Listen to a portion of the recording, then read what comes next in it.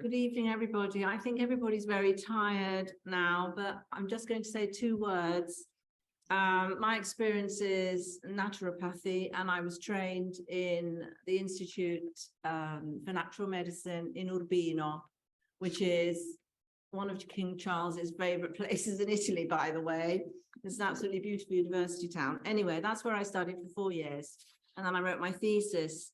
And then just quite by chance, I bumped into Amarjeet-singh Bhamra in Birmingham, of all places, at a holistic fair. And so I got involved in helping him because he's doing an enormous job, I feel.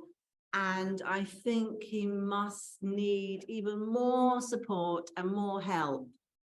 Now, in 2018, His Majesty, I have to think, His Majesty King Charles III, who was then, of course, the Prince of Wales, and Mr. Modi in London inaugurated the Ayurvedic Centre of Excellence, which is an amazing recognition. It's a world blessing for Ayurveda. But this was in 2018, and then all sorts of things have happened in the world.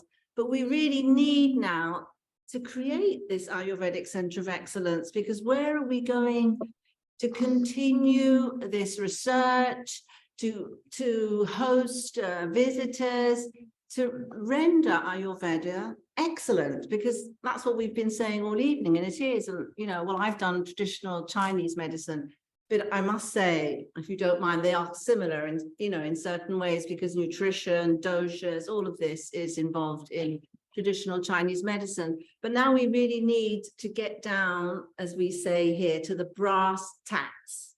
We need to help create this Ayurvedic center. And the world, I'm not talking about Britain, I'm talking about the world, is full of abundance, although sometimes they lead us to believe that it isn't, but it is. But we need to tap into it because it's everywhere, and we can create this center of excellence, because not only is it going to help people with prevention, it's going to reduce costs, and we've said this loads of times, but I'm going to repeat it because I believe this. It will reduce costs to our NHS. I mean, the NHS, when it was created just after the war, I believe, was something fantastic. Nobody could say they had an NHS in Europe. But now we're lagging behind. I mean, does Britain want to lag behind?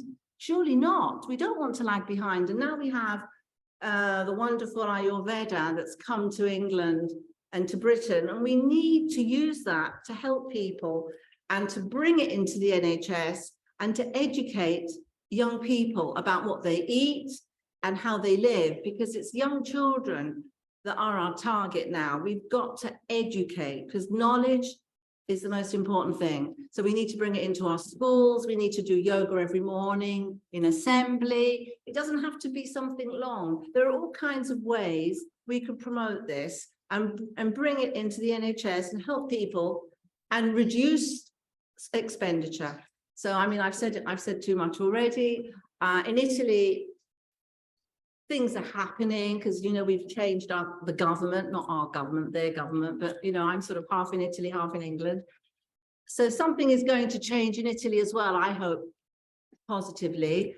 And, but we need regulation in Italy as well, because we haven't got it. If you go to an Ayurvedic practitioner, you don't really know. So, regulation, I really think that's so important. And this is a wonderful celebration of Ayurveda, and we're in this very important palace of Westminster. So I really hope that the next time we meet, we have achieved something to help Mr. Bhamra as well, because he's the most important actor, I believe, in this endeavor. Thank you.